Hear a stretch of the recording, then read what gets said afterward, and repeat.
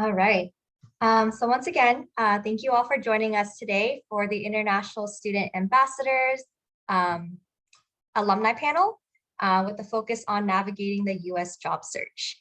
So today, we have a number of panelists who are alumni of our International Student Ambassadors program who have joined us today. They've taken time out of their schedule to share a little bit about their experiences with navigating the job search.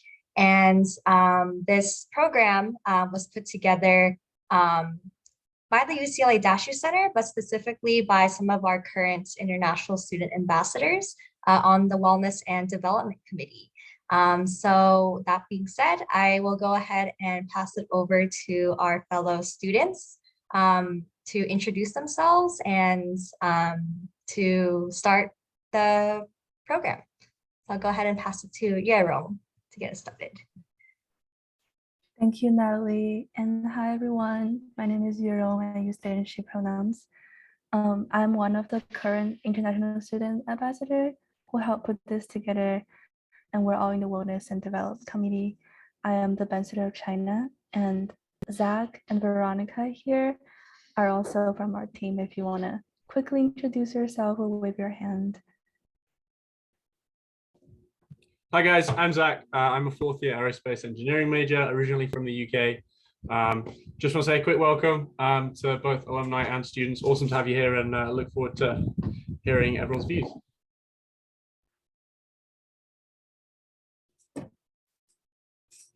Awesome. And Veronica? Hi, yeah, I'm the international ambassador from Colombia, and we've put this event together to help people who are thinking about working in the US and hear the stories of the ambassadors that have done it before. And so we hope that you guys enjoy this. Awesome, thank you. And it's so nice to see all the ambassador alumni and all the students who are joining us today. So we're gonna do a quick introduction around the panelists. So just that students know who you are and where you are right now in your adult life, I guess. I'll put the questions in the chat, but basically, if you can tell us your name, where do you call home, when did you graduate, and what did you study? And also where you are right now and what are you currently working on? And you don't have to hit all of them, but I guess, Andrea, do you want to start? Yeah, I got spotlighted, so I don't know what to do. I'm kidding. Yes, I can start. So my name is Andrea Ng. I'm originally from Malaysia, so I was international ambassador for Malaysia when I was at UCLA. I graduated I don't remember the specific year I graduated. I think I graduated 2020. Yeah, I graduated 2020. I feel like after you graduate, you don't really remember the years anymore. But I graduated 2019. Never mind. I remember I graduated 2019. I graduated one of those years. And I studied, when I was in UCLA, I majored in psychology and minored in Asian American studies. And where am I now? So I'm currently in graduate school at the University of Hawaii at Manoa. I'm doing a clinical psychology PhD program. So I'm on an F1 visa, but in between graduate school and undergrad, I did 1 year of OPT because you're only allowed 1 year with the psych BA. So yeah, so that's what I did. Let's see, I'll pass it to Sahil.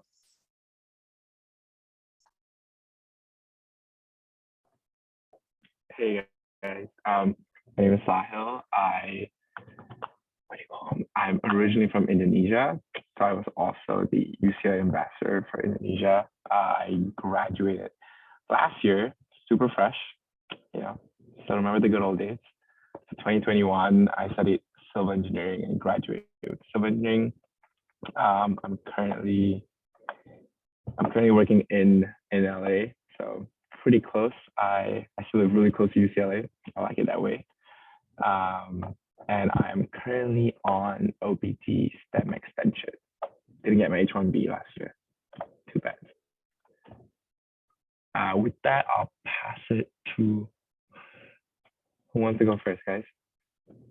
Isabel, there you go. Did you say my name? Okay. Yes, yes, I did. Okay. Yes. Yes. So hello everyone. My name is Isabella. Sorry, I'm reading the question.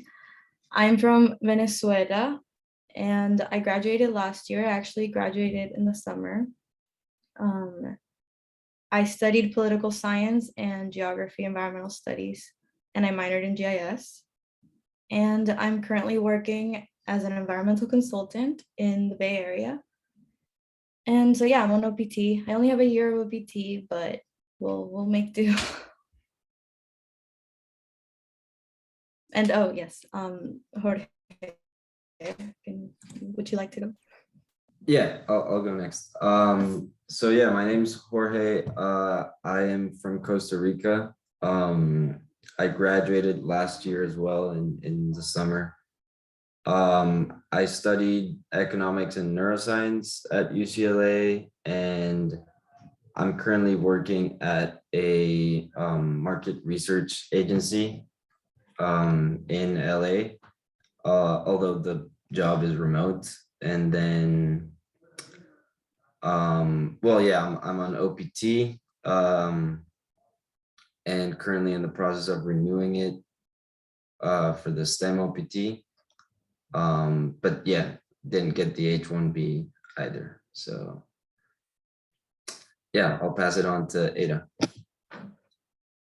Hi everyone, my name is Eda. I'm from Turkey. I graduated in December of 2019 and I studied economics and I was the Turkish ambassador of the program. I'm currently working here in LA in Amgen, a biotech company, and I'm working in clinical supply chain, which was not something like I planned on getting into, but I really loved it once I got it, started working in it. And I'm also on my OPT. I'm in my STEM extension. And I also want to say, like, my OPT was supposed to be 1 year because economics was not STEM when I got in. And then the quarter I graduated, it became STEM. And it really did make a big difference going from like the 1 year to 3 years. So if there are any economic majors on the call, like you're also STEM now. So that's really great. But for people graduating with economics before, they weren't STEM. So it did make a difference for me. And then I also didn't get the H1B, but my company is applying for a green card and I'm mostly through with the process, which takes a long time. So it would have been really hard to do it with a 1 year visa. It takes at least about 2 years. So I'm currently hoping, crossing my fingers that one will go through. Yeah. All right, thank you all so much. So right now we're gonna go through 4 panel questions. And for the students, if you have any questions, you can type it in the chat or you can save it until a Q&A session we'll have after all the panel questions are asked. So yeah, we'll keep monitoring the chat, so just ask any question if you want. With that, our first question that we came up with is, what is one thing you wish you knew before starting your job search process? And anyone can go first.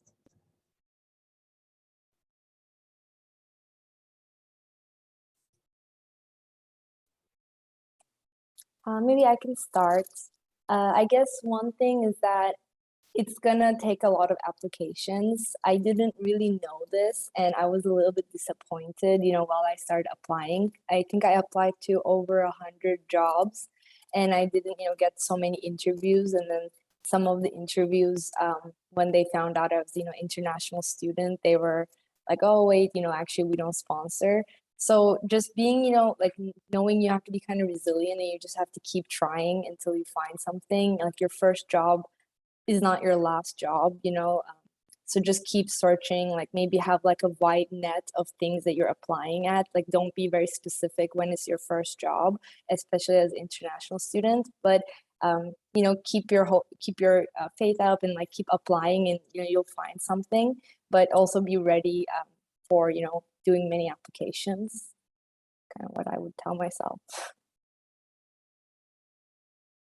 Yeah, I would echo what Edda was saying, because I think the biggest thing, because like when I started job search, I thought like, oh, I'll do it like 6 months before I graduate, and that'll make sure I get a job for OPT, right? Because you only have a few months to get the job after you graduate, and then you have to like start in order to get the OPT. So I thought, oh yeah, if I start 6 months before, like I'll find a job by the time I graduate.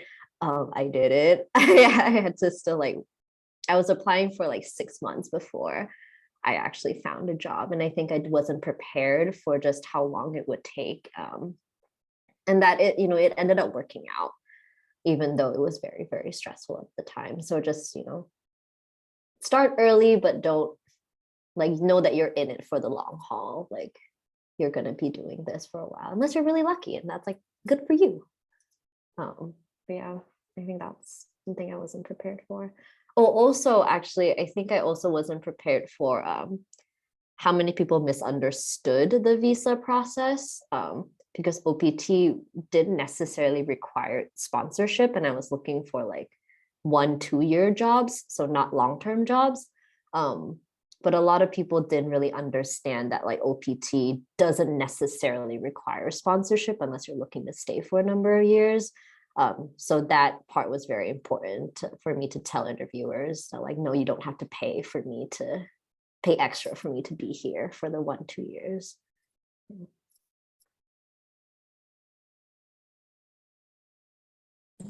I agree with that part. I think that it's important to tell interviewers that that you're allowed to like be on OPT and work without them having to do anything else. That's important for them to know, because sometimes they like many companies don't know that, and then they don't even like give you the opportunity.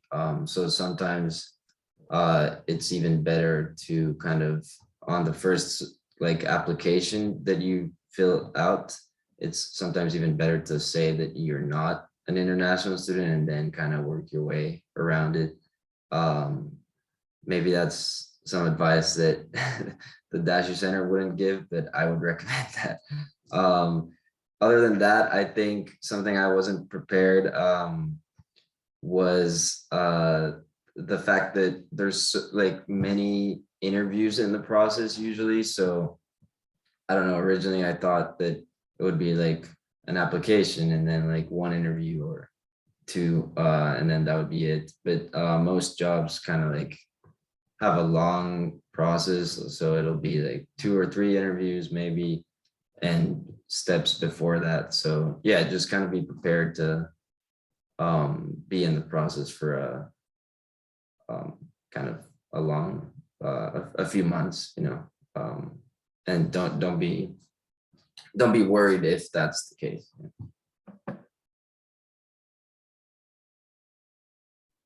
Thanks, y'all, for sharing. And our second question, which some of you already touched on, is how did you find your first job? And are there any networking tips that you would like to share? I can answer this. I think I found my job. Well, I know I found my job purely through networking. I think I had a very atypical interview process and for this specific job. I wasn't sure about what jobs to apply to. Well, when I was looking for jobs, I had like no idea what you do with a college degree, oddly enough. But I went on UCLA One, which is kind of like a LinkedIn, I guess, but it's just like the UCLA network. If you haven't heard of that, check it out. So I looked at what jobs people had. I looked at people who studied political science, and most of them were like lawyers or work for the city. I knew I didn't necessarily want to do that, so I looked at what people with like environmental science, environmental studies, geology, all those things had, and a lot of them were environmental consultants. So I actually messaged, yes, that is the link for UCLA one. I messaged a lot of them and had just like conversation calls with them, just asking them what their job entails and what they like about it, what they don't like about it, what kind of people like thrive in the industry, etc. And for one of the interviews, the UCLA alumni I spoke to was actually hiring for their Bay Area office. They were just opening this office, and I mean we clicked or we vibed or whatever professionally. So I only had one other interview after that, and it's a very small company, so it was mostly like a personality fit. But UCLA one definitely helped me out a lot. So definitely reach out to the alumni network if you can. You'll be surprised how willing they are to talk to you and even offer you a job. And I can kind of follow up on that. My job was also, I think, pretty much purely toward by networking. So I had actually interned at the company I'm working with now in Turkey. And before that, I interned in another pharmaceutical company. So I was already, building up some experiences in the industry and knew that I wanted to, it would be a great opportunity and I would really want to work in this company. It's also in Thousand Oaks. So it meant that I could, stay in LA and, work at the headquarters. So it was kind of like a dream position for me, but I had really no idea how I could get in because it seemed like a really hard place to get in, especially a lot of the jobs on their website would require, at least 2 years of experience, or like a lot of them would say, PhDs required or something. So I felt like it's really hard to break into as an undergraduate, just recent graduate. And I really didn't know what to do about it. I kept looking on their website. But then I was also the Turkish student, the president of the Turkish Student Association. And we had a lot of events through that. And one of them allowed me to meet the Turkish General Consulate, so like a political figure, in LA. And he invited me and like the board of the club to his house for a celebration of Turkish Independence Day. And it was a great opportunity to network because there were, so many adults, like successfully working in LA area in Turkish citizens in this event. So I felt like, wow, this is like one of the best place for me to, network with these people. And there actually I met two people who work in Amgen, which was like kind of my dream place to work. And one of them was also kind of young, I think just maybe 4 years older than me. And I said, can I have your phone number and like maybe call you for some questions, like ask about advice, kind of what Isabella was talking about, like really just getting advice from them because, you don't really know as someone that's just graduating. And he told me, as someone that's just graduating, it's easier to get into a contracted position because like I mentioned, a lot of the headcount positions required 2 years of experience, but they had more contractor positions that were more maybe, project management or project support or, just more entry level. And I kept asking him, every now and then, like, is there anything you think I should apply to? And nothing really came of it for months, but he knew I was very interested. And then maybe 5 months later, he sent me a message saying, oh, this contractor project management role just opened up and it looks like it could be a really good fit for you. Like you should apply. And I applied and, I got in and it was kind of like that, step through the door. And then I'm on my third position since then. So it's really like once you get in, there's a lot of opportunities. And it was really important to get that information from someone who's been through the process, who was an international student, who was a early career professional trying to break into either an industry or a company. So definitely networking really helped, and being involved with clubs, either it's based on your culture or maybe I know there's a lot of different professional frats, but maybe that could be another area you could meet people like this. But yeah, networking is very important. Definitely. Yeah, I think in relation to that, so mine's a little different in the sense that I knew I was going to go into research, and I knew that graduate school and PhD was what I wanted to do. So the job that you kind of need in between undergrad to graduate school is very specific. And I relied a lot on like graduate students that I worked with at UCLA, who I was like a research assistant for. So I guess like my point with this is just like, don't be shy to rely on people that you know. Because I had to ask them, it's like, if you see a job posting, would you mind forwarding it to me? And I also joined a lot of listservs that were looking for, or like listservs that of the area of psychology that I was interested in, because a lot of people, if you're interested in going to graduate school, like a lot of people will post jobs up in the listservs because it's a network of academic network. And that was really how I found my position when I went in. It was just through listservs, and one of the graduate students forwarded me the listserv, and then I got the job. So.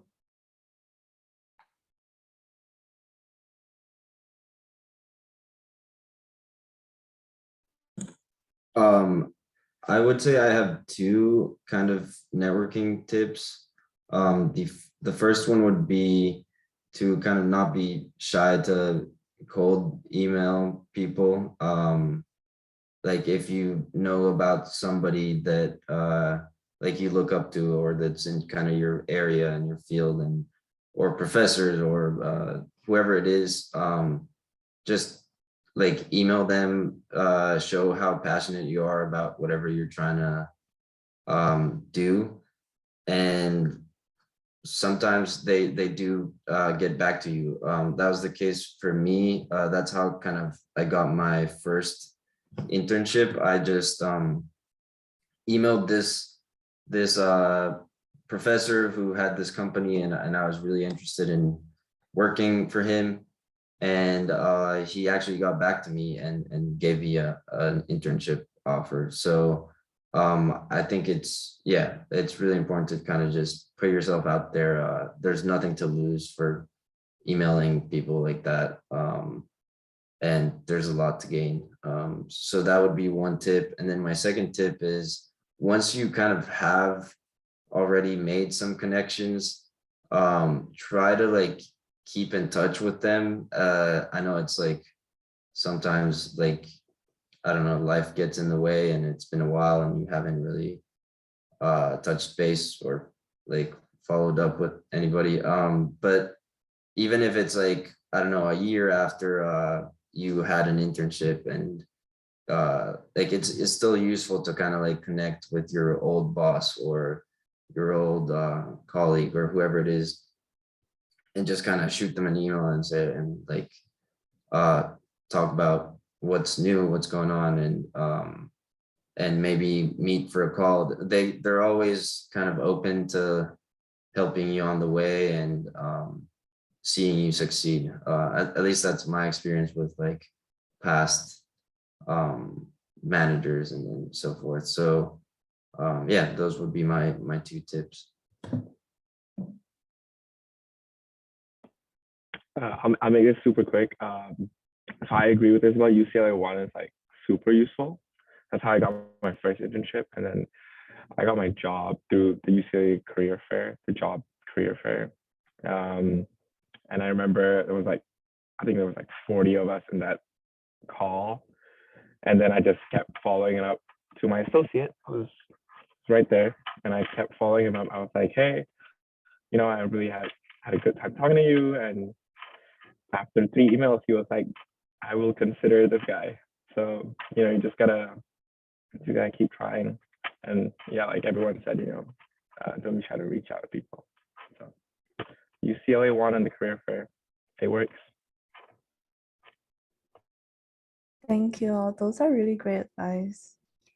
I mean, to me, I'm graduating this year and it's really helping me. So I'm sure everyone else here is getting some nice tips from y'all.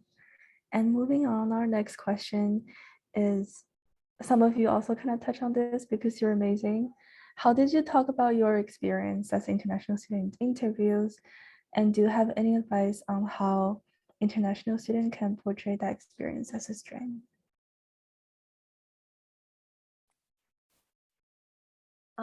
I was gonna say like for at least from the ambassador program, and then being involved in the Turkish Student Association, which is like I guess another club. I talked about it as leadership experience in my resume and my applications, and I think it could also be like a diversity element too. Like I think a lot of times like they'll ask you like talk about yourself, and I think it's very good to like have like your unique voice. And I think being an international student makes you maybe more unique than some of the other candidates. And if you're involved with your culture, either international ambassador program or other clubs, like I think you can add that as, like I mentioned, like leadership experience. A lot of the times they would ask me about like, how was it like being an international student? Like, or did you miss home? Or like that, it's also like maybe sometimes even like a conversation starter with like people you're meeting. So kind of having your unique story is interesting, I think, for people.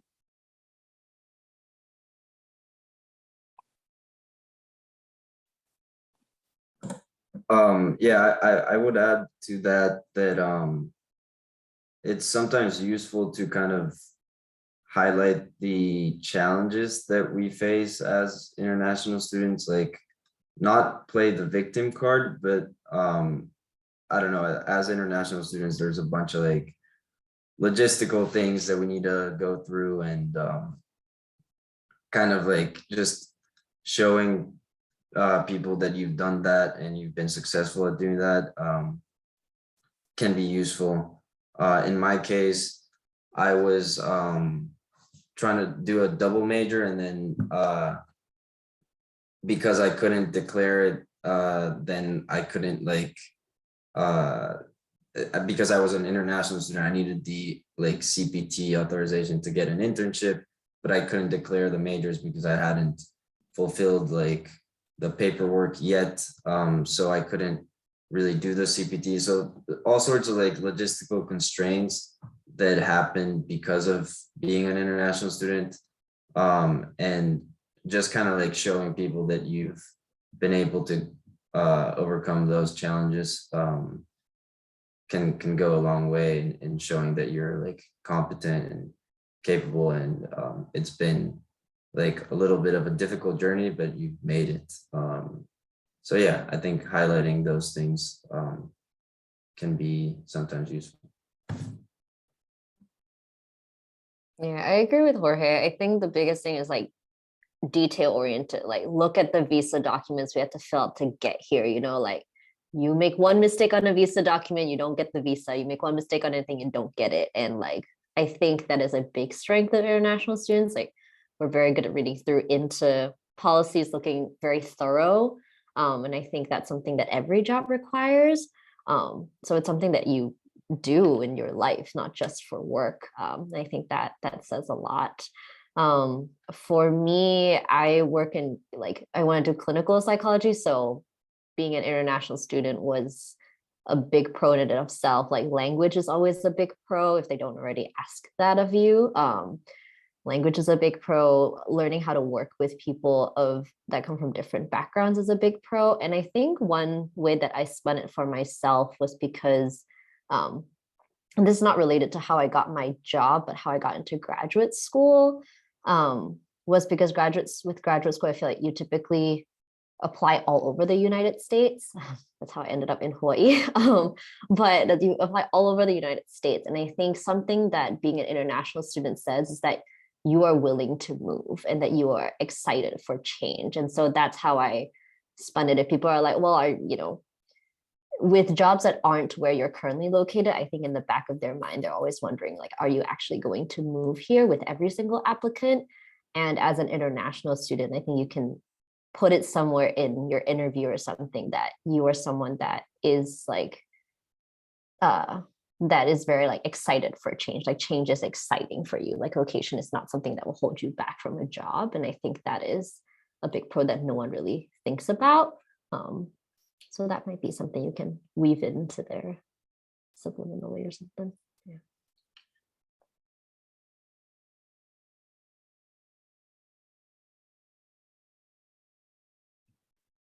Yeah, I just want to echo what Andrea said about language. I think it was really important for my interview process at the company I work for, because it was a small company and they had projects in Spanish speaking countries. And I am a native speaker, so it was a benefit for me.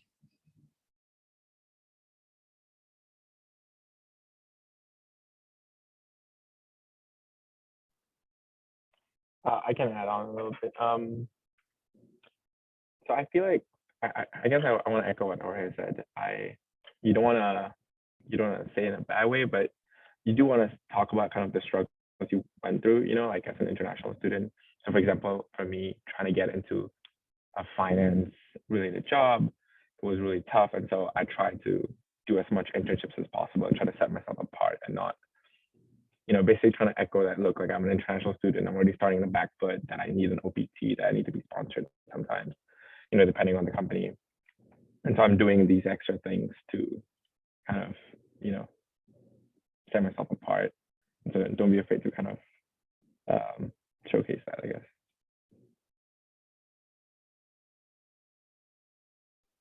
Thank you everyone for sharing that.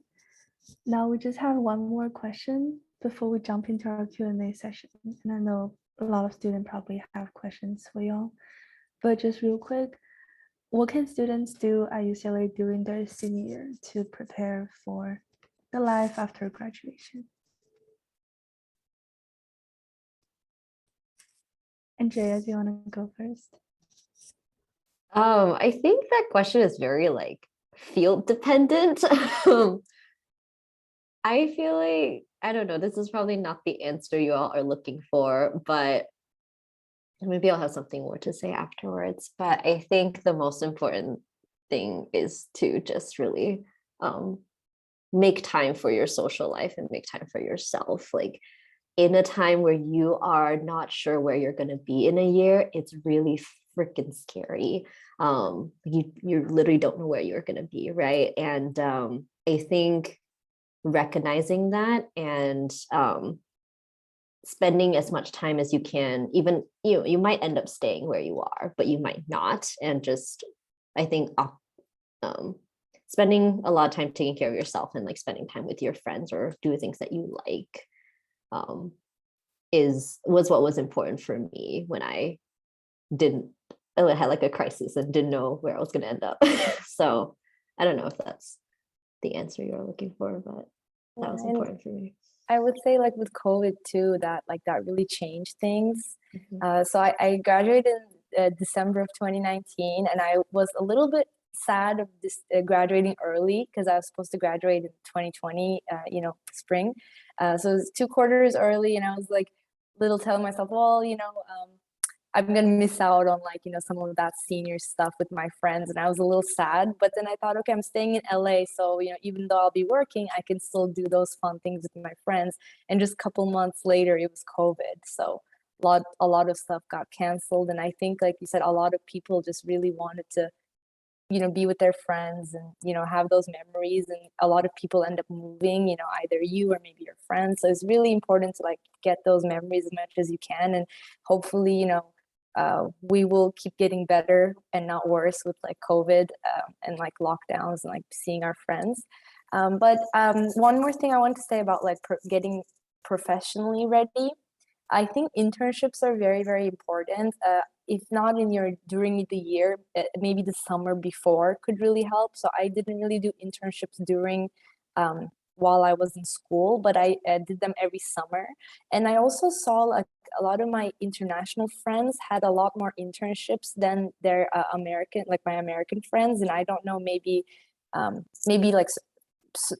certain cultures or they or their families were putting more emphasis on it. I don't know, but I just saw a lot of them had a lot of internships, and it helps you not just put something on your resume, but also figure out what you want to do, because equally many people don't really know what they want to do when they graduate, and that's totally fair.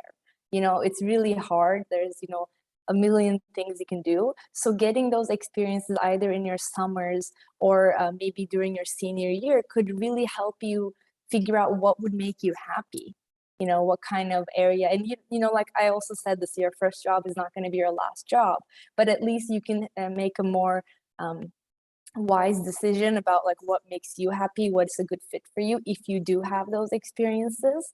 And a couple of my friends who are doing senior year internships like part-time ended up getting jobs in those companies. So it will also like, especially like senior year internships are usually very helpful to secure like a return offer, I guess.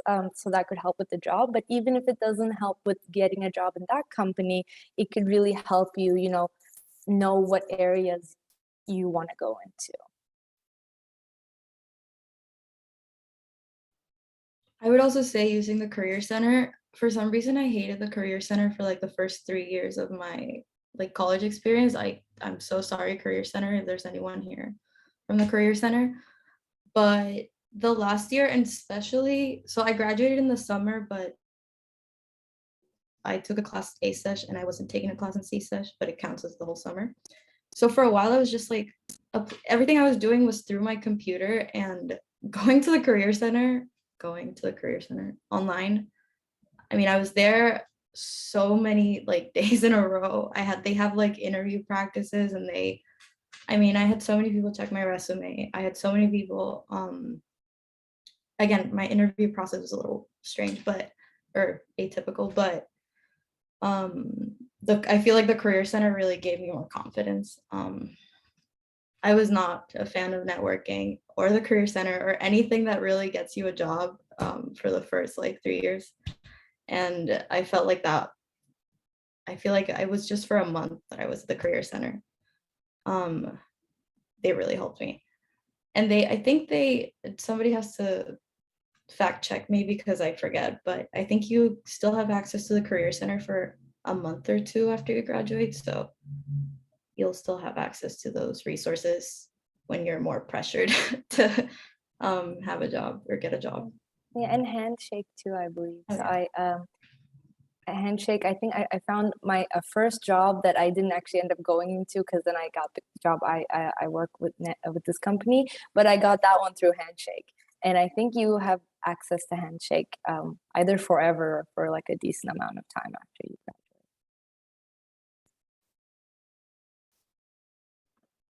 I think I want to echo what Andrea said. I think you definitely need to have a balance. Like, if you don't have a job during your senior year, it's not end of the world. You keep applying, go to Handshake, go to any resource you can find and just apply to jobs. But at the same time, it's your final year, like you don't know where you're going to be in. You want to make sure you have a good time as well. So definitely keep a balance. But yeah.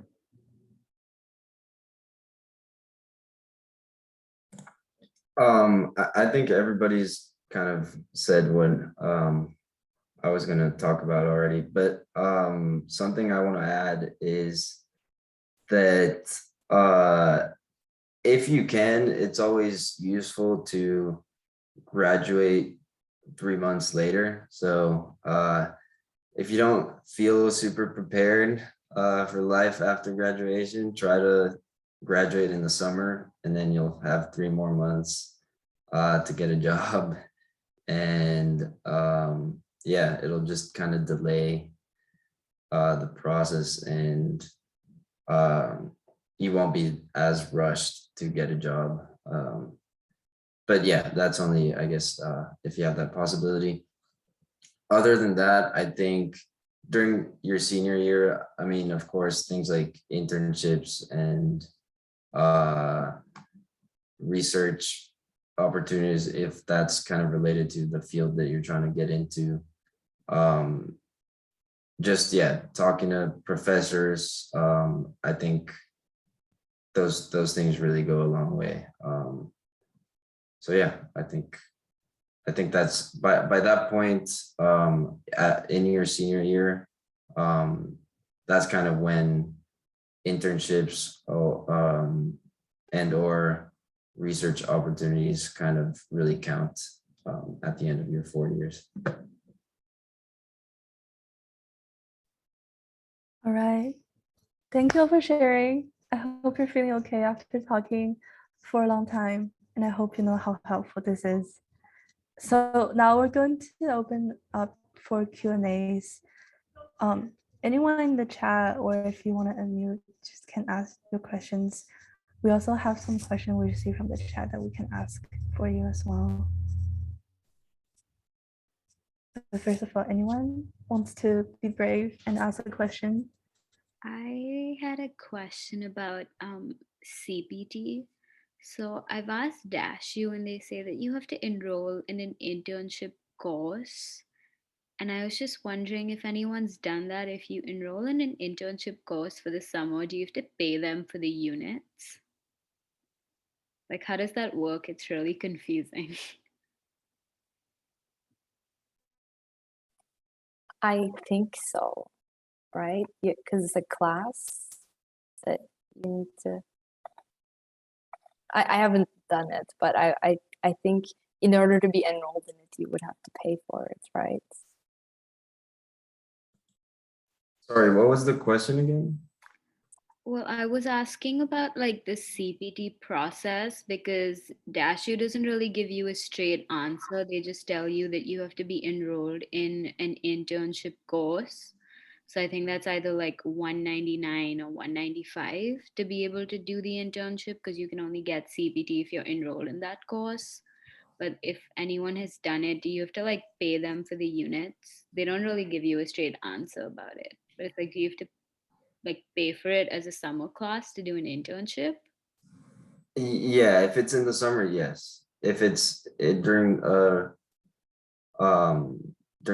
regular academic year, then you don't.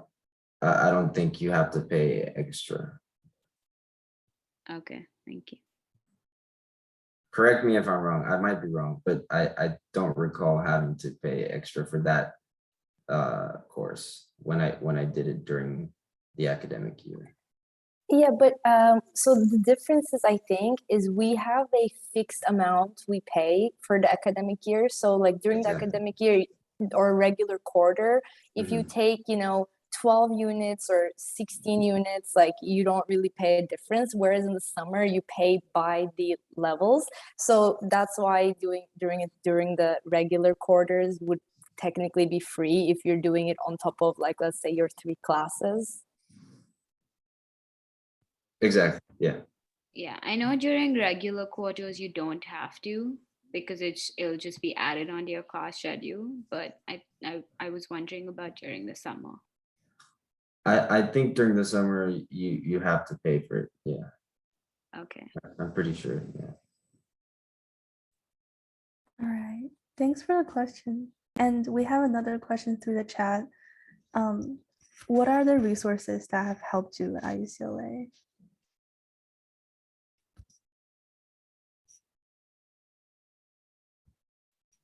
I mean, I mentioned UCLA one. I mentioned the Career Center.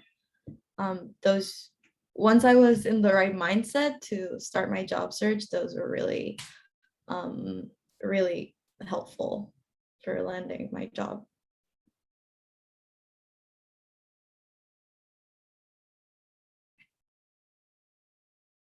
Yeah, I think by joining clubs and stuff was very helpful for me, like organizations, things that I just found for fun, like not necessarily like geared towards a certain career. I think that's very important because through there you also find like-minded people, through there you network, through there you find other resources. And I think I've been able to like benefit from other people's knowledge a lot, other people that were graduating or people that like alumni that come back. So just a lot of, I think like alumni are a very good resource. They were for me. Thank you. And we just got another question.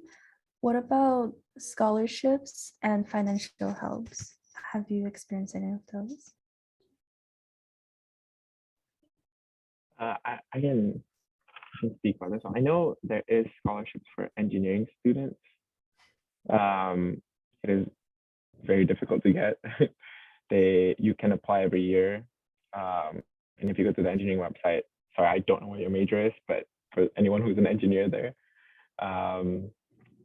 you can go to the engineering website and they offer you scholarships based on your major as well. So specific majors and general engineering.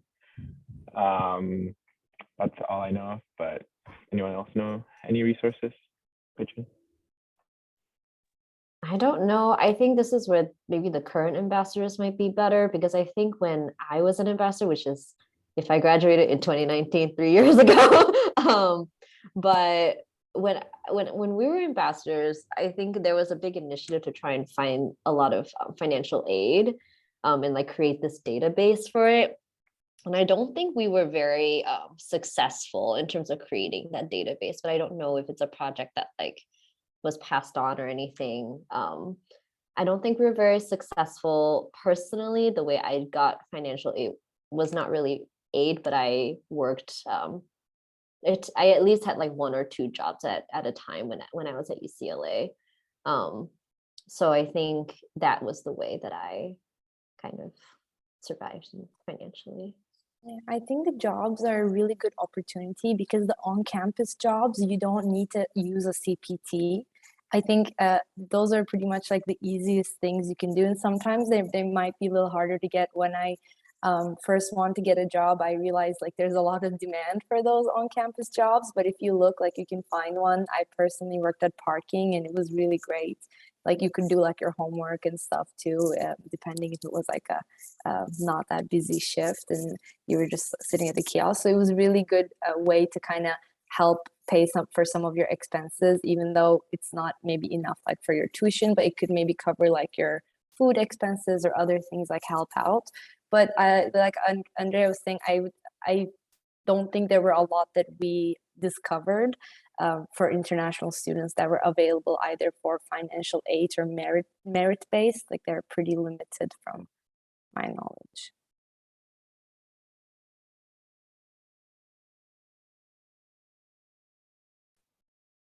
Yeah, thanks for answering the question. Do we have any other question from the students audience?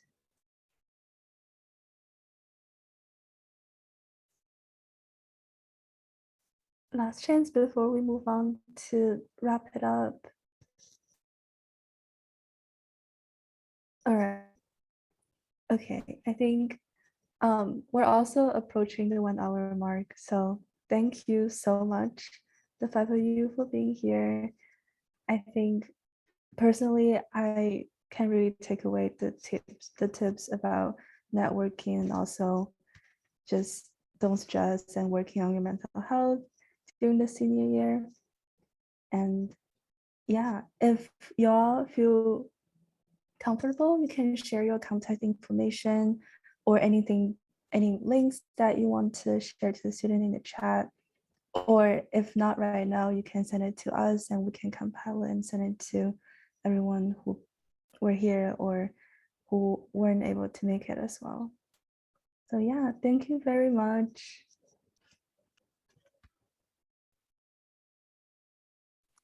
Thank you, everyone.